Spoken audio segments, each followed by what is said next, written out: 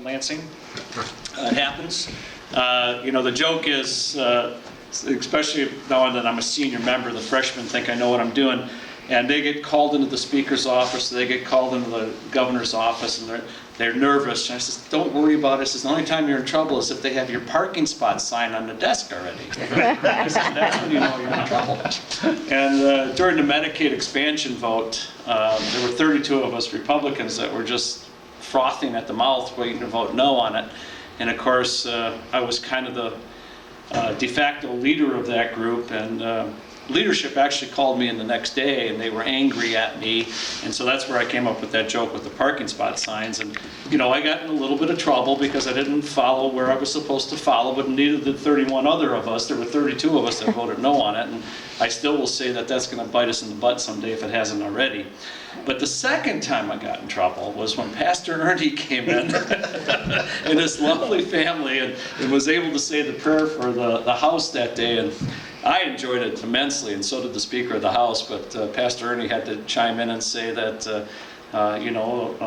life begins at conception and travels through natural death, and I thought that was a good thing. And the strength of a family is the union between one man and one woman, if I'm quoting it as close as I can get it, and I thought that was a great thing. Well, it was a great prayer, and we actually have to submit the prayer the day before, a couple days before, so it's already in the minutes, so that the clerk doesn't actually have to write it down. So it's somewhat scanned to make sure it's not overly offending or offending any one group.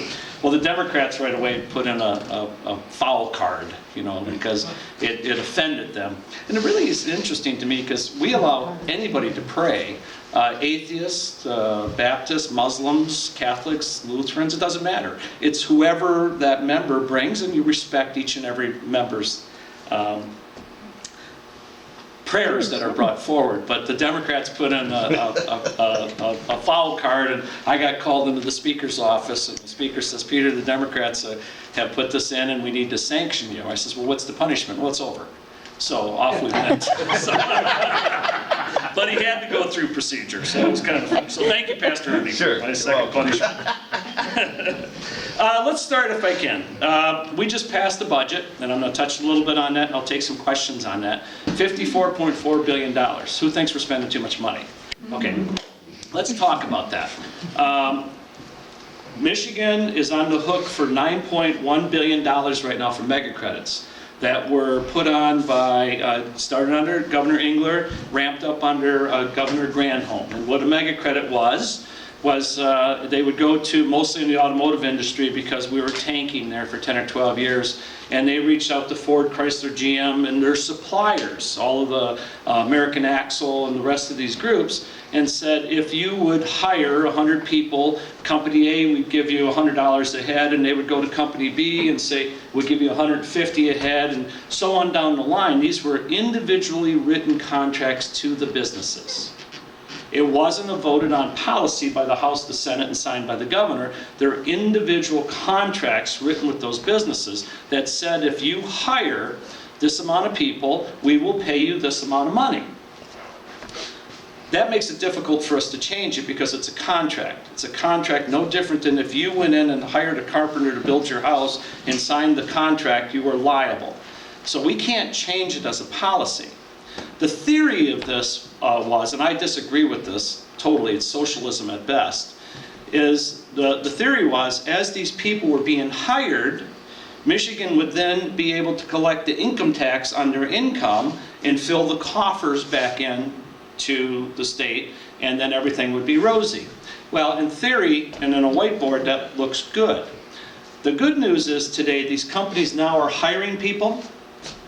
The bad news is these companies want to expand or retool their businesses to accommodate the new technology that is needed to build the products that they need. So when you need to expand now and you're a business and you're thinking, geez, I got to go to the bank and pay 9% interest and go through that hassle, or I pull out my $100,000 slip that the state of Michigan owes me, and they come down to Lansing and they lay it on the table, and we have to pay them. We have to pay them. They came up with $50 million at the end of last year that we had to pay. So I'm telling you that because now I'm going to tell you that we have a $54.4 billion budget. You folks think it's too much, and I don't disagree with that. This year alone, we have paid $1.5 billion down in debt.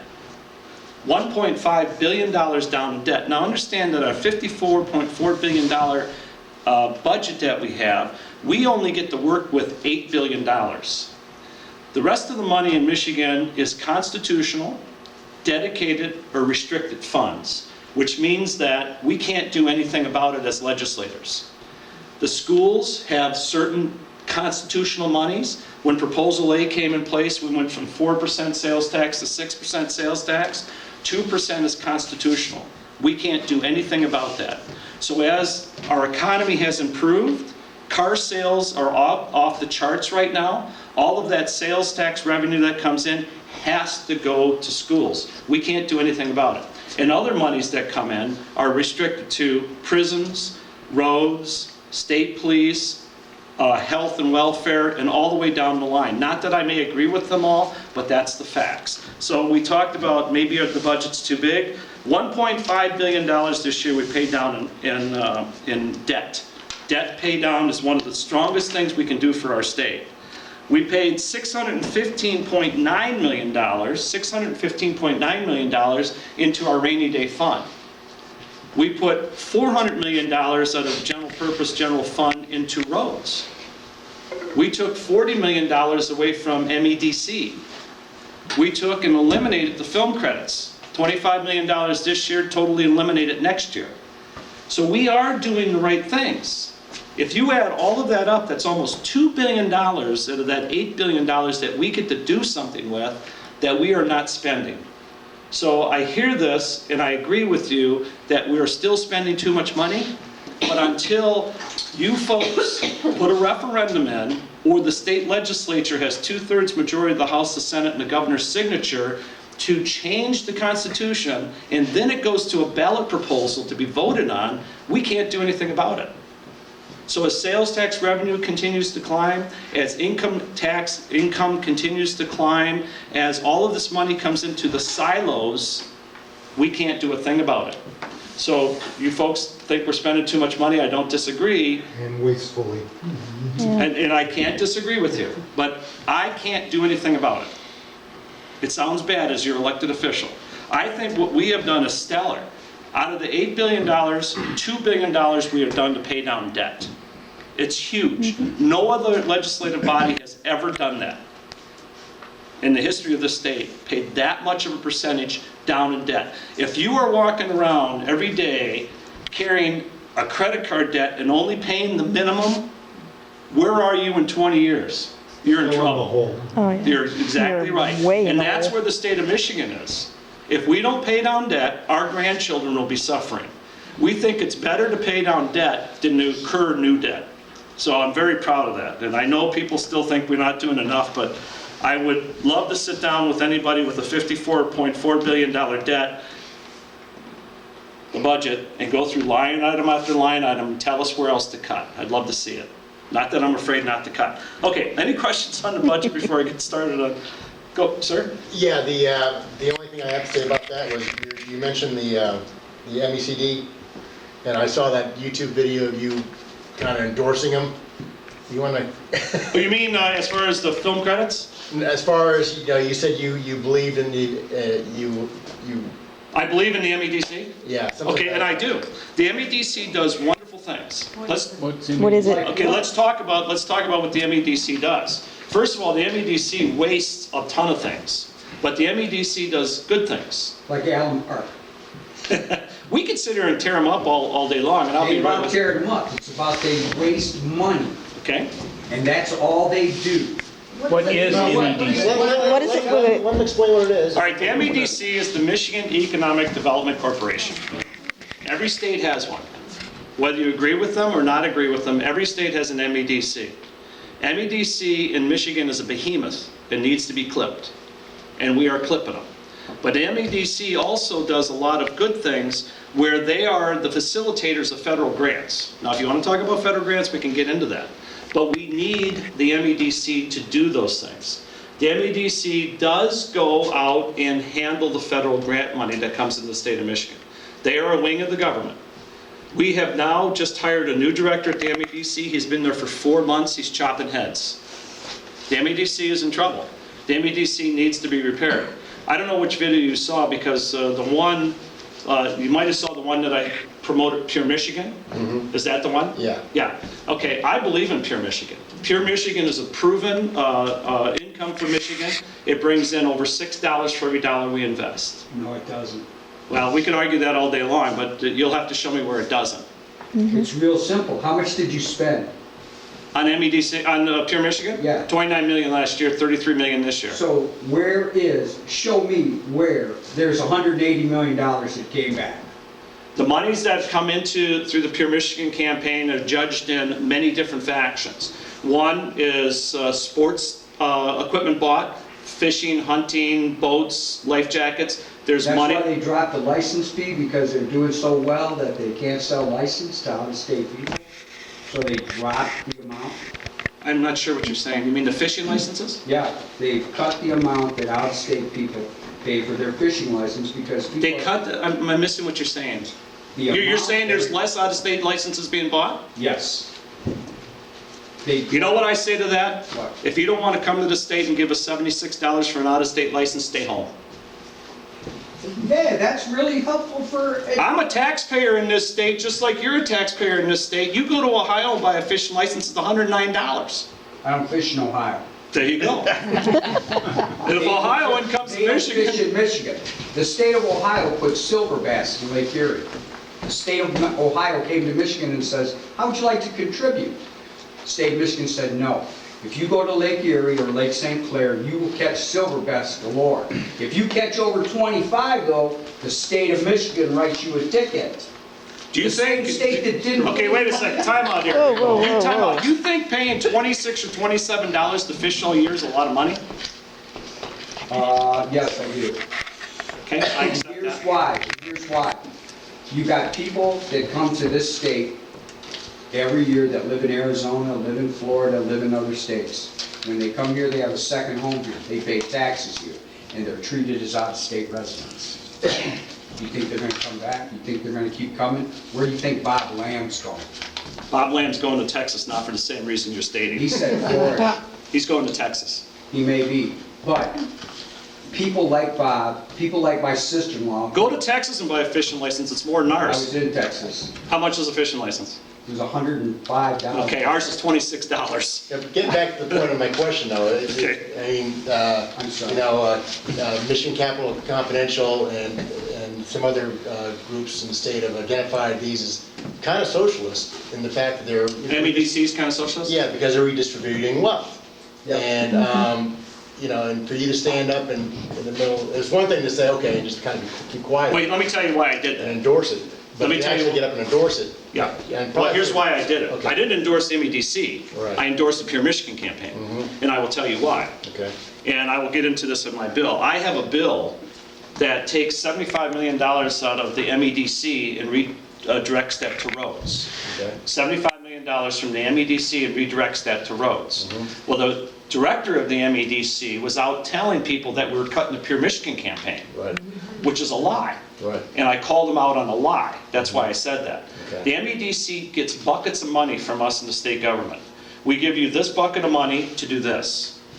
We give you this bucket of money to do that. You can't use it for anything else. Right. We give you, at that time, $29 million to run the Pure Michigan campaign, and because his wings were being clipped, because we took $40 million out of the MEDC budget on the line item cut, we took away $25 million for the film credits. He was out there telling everybody my bill was cutting Pure Michigan campaign. So I was getting calls from every Chamber of Commerce in Michigan, every DDEA in Michigan, every golf course in Michigan, every fudge shop in Michigan, every boat livery in Michigan, calling me an SOB for cutting the Pure Michigan campaign. So that's why I called him out on it. And did you watch the whole video where he came in after me and said, no, we're not cutting it? Was that the one you saw? Or did you see my... No, I probably saw one of the edited versions then. Yeah, well, I put together that clip. because it was, in my staff, I had to tone it down because they were more angry than I was. My clip shows me introducing my bill, and I first started off by saying, this is the bill number, and it does not cut Pure Michigan funding. And then I went in and explained my bill, and then Director Arwood came in afterwards to explain a couple of bills that are being challenged at the MEDC, and he said, Representative, you're right, it does not cut Pure Michigan. And so when we passed the budget on the House floor, I made another small speech saying that I'm proud that this budget just increased $33 million for Pure Michigan. That's why I did that. But I will say this and stand up in front of anybody, I believe in the Pure Michigan campaign. It works. On PBS this past week, off the record, and a lot of the Detroit news people, they also said you cut Pure Michigan. Sure. And they said all these Congress areas got really mad. So you really need to contact, who's that, Tim Skubik. Yeah, he's been trying, he's dying to get me on the show, but I refuse to spend another night in Lansing. Well, to correct it, because even the Detroit affiliates, those press people, this was just last week. I know, we had the director of my office Thursday, we straightened it up. He's lying. But I haven't heard a rebuttal. I mean, this is the first time I heard Right. what you said. But He's absolutely lying. Let me go through this a little bit and we'll take some more questions. Any questions on the budget before I go any further? Okay, let me just start off with our bills. First of all, I'm going to tell you that there's 12 bills. I'm going to tell you I voted for every one of them to establish that.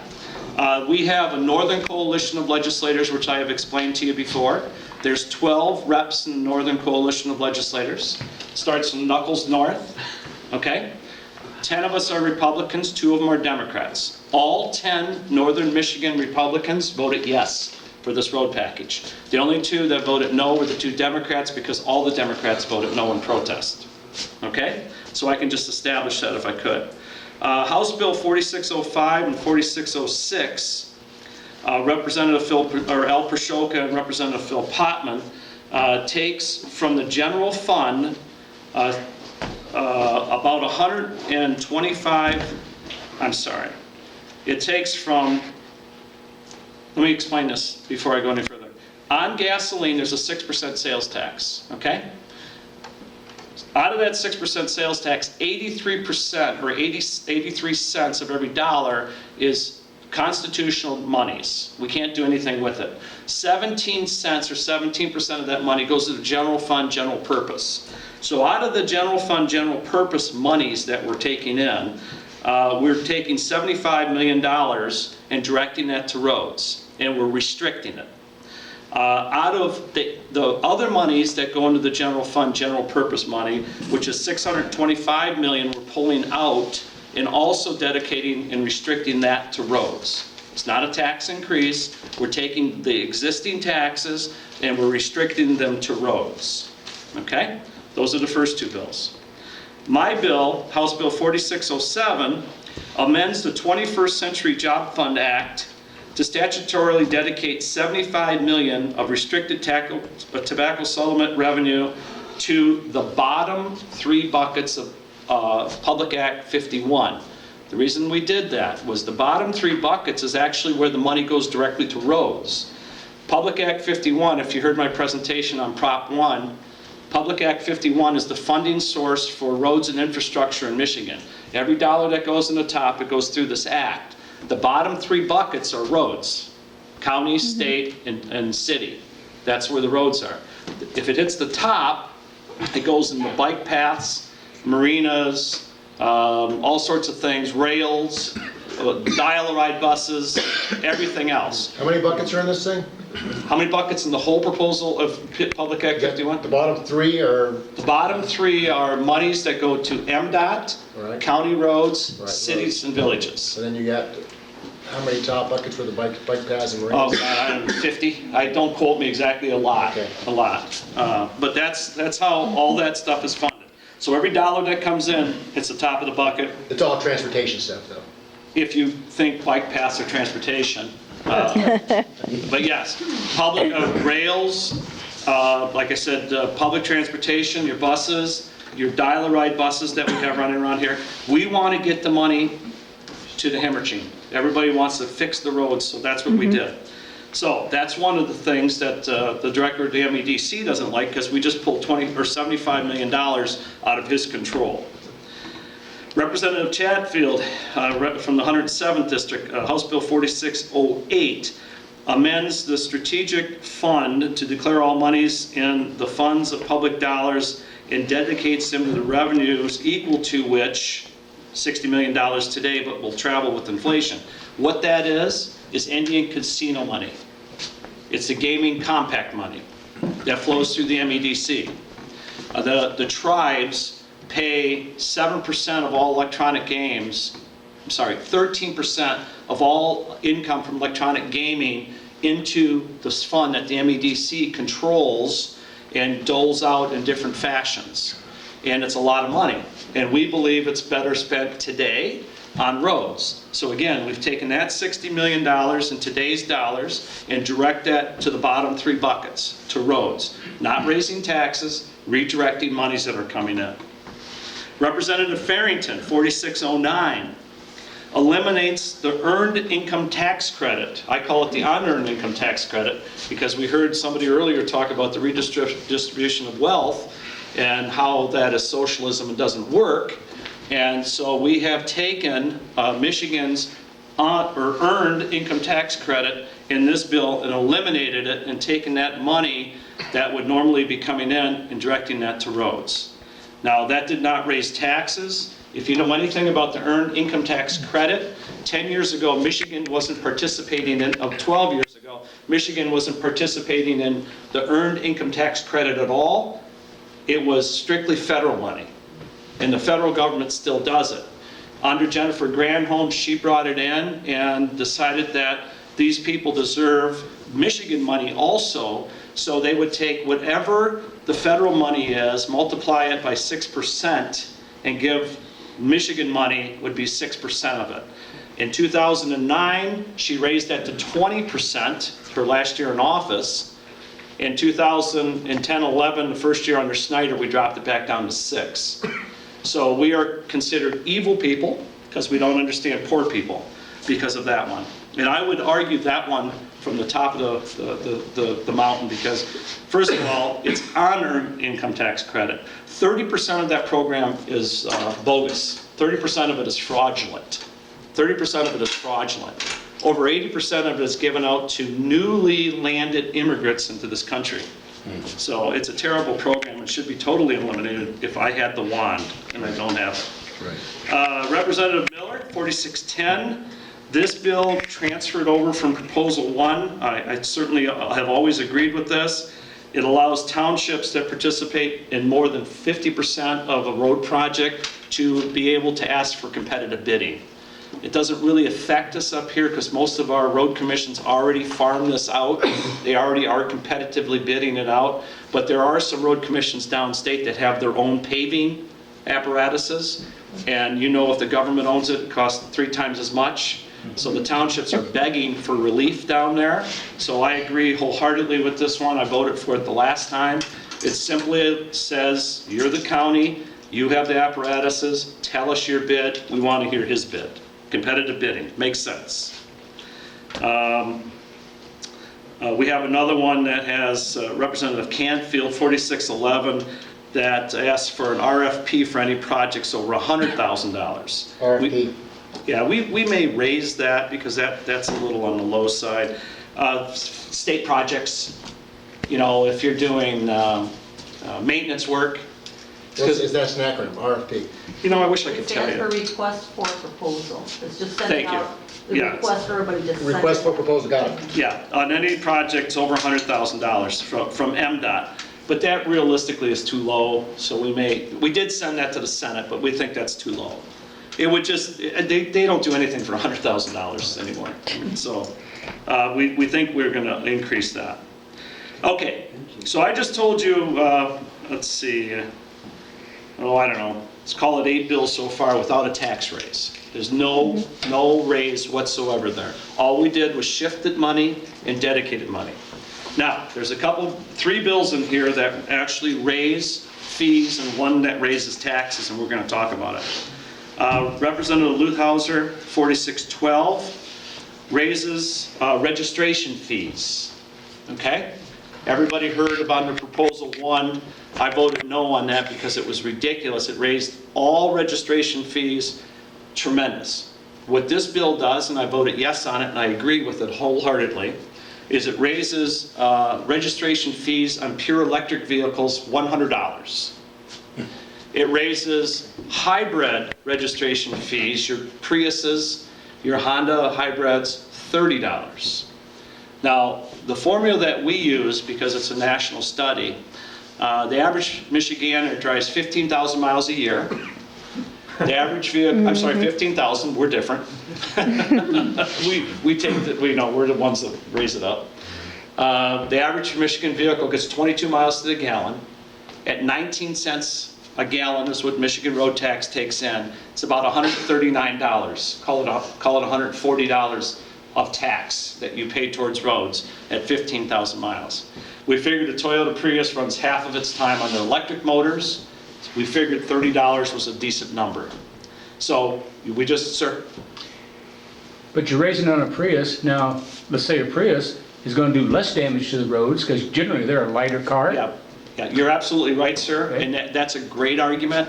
And they are already paying less for their plates and registration than a truck is.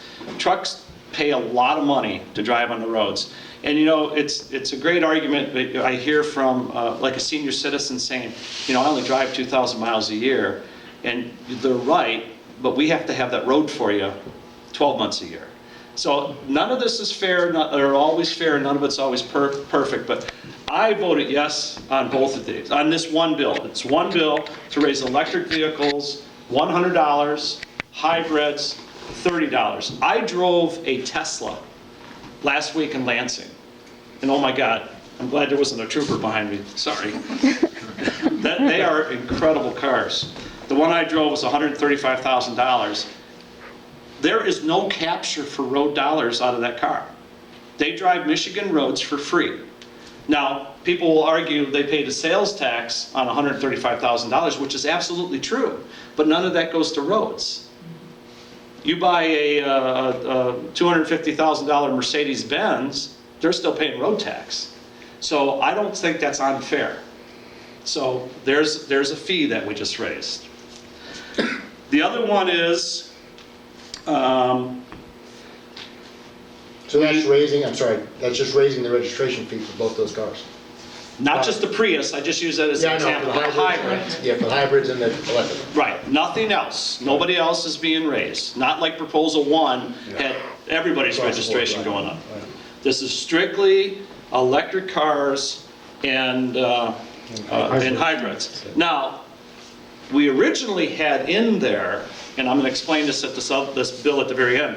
We originally had in there cars that drive on alternative fuels, natural gas, propane, hydrogen. Okay, that we originally had those in there because there are cars today that drive purely on propane, and they pay no road tax. You go buy your tank at Walmart and plug, not quite that easy, but they have actual tanks in the car that they can fill up with propane. They pay no road tax. There are natural gas vehicles. Actually, Honda just discontinued their natural gas vehicle. I don't know if you heard that or not. They have natural gas fueling stations that you can buy for your garage. They're really a neat unit. They look like wall furnaces. They plug them in their garage downstate. They have a natural gas line that hooks into it, like just going into your house. It makes equivalent to 8 gallons of compressed natural gas overnight, and then you just plug that into your car. It's compressed. They don't pay any road tax. So we thought that was unfair, so we actually had natural gas, propane, and hydrogen vehicles raise their registrations too, but we took that out, and I'm going to explain that at the end and why we did that. Okay, the next one that raises an arguable fee is that, or a tax, is we took today on gas, and I explained this when I explained Prop 1, there's 3 taxes on gas today in Michigan. Sales tax, Michigan's 19 cents per gallon. Federal excise tax, 18.4 cents per gallon.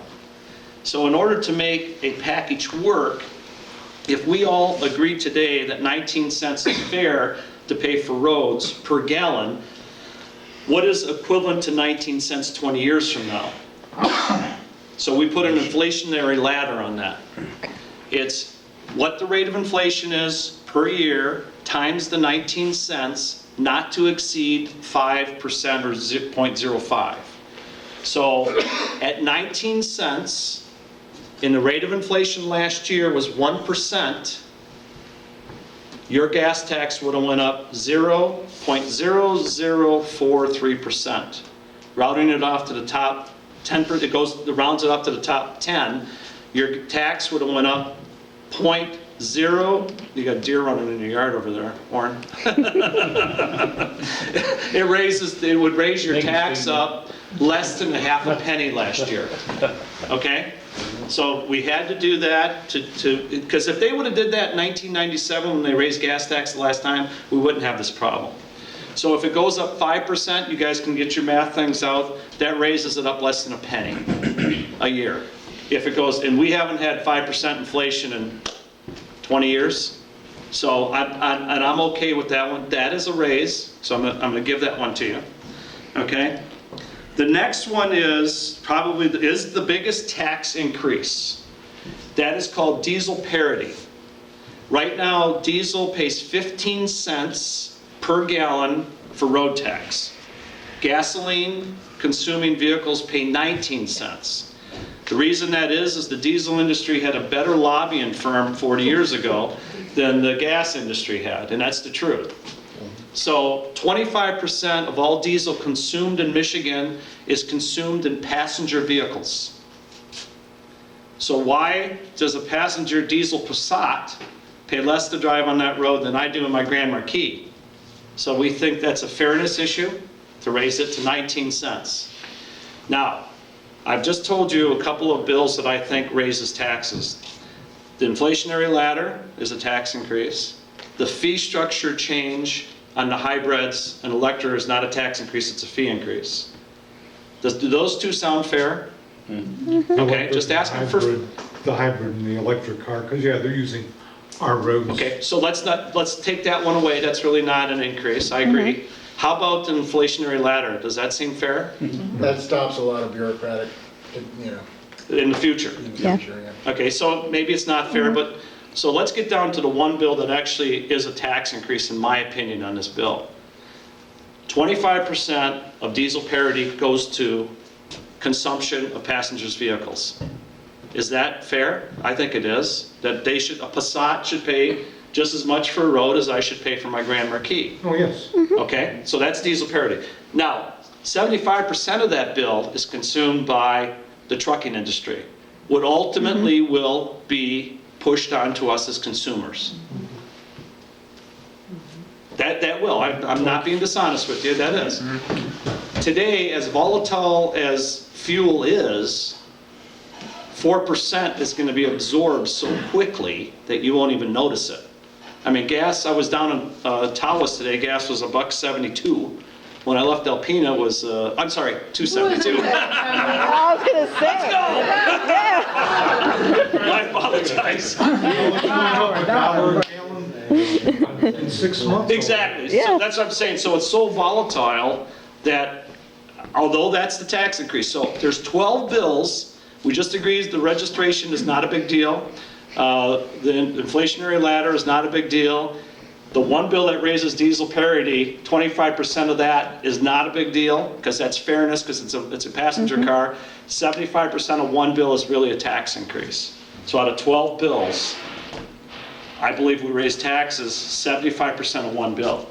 And please, I'm going to take the questions in a minute. The last three bills on the list take those fuels that I mentioned earlier, compressed natural gas, hydrogen, and propane, and we put a BTU number on them.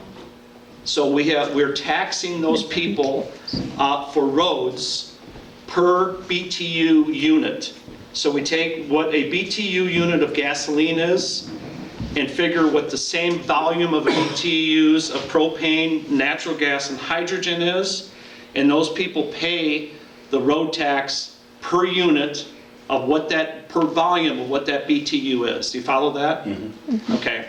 So that's why we took that out of the alternative fuel vehicles. So they will be paying a road tax on a little bit different subject, or a little bit different way of doing it. Sir, did you have a question? Yeah. Now, we've got lawnmowers and all this stuff that runs, chainsaws, weed whips, everything uses gasoline.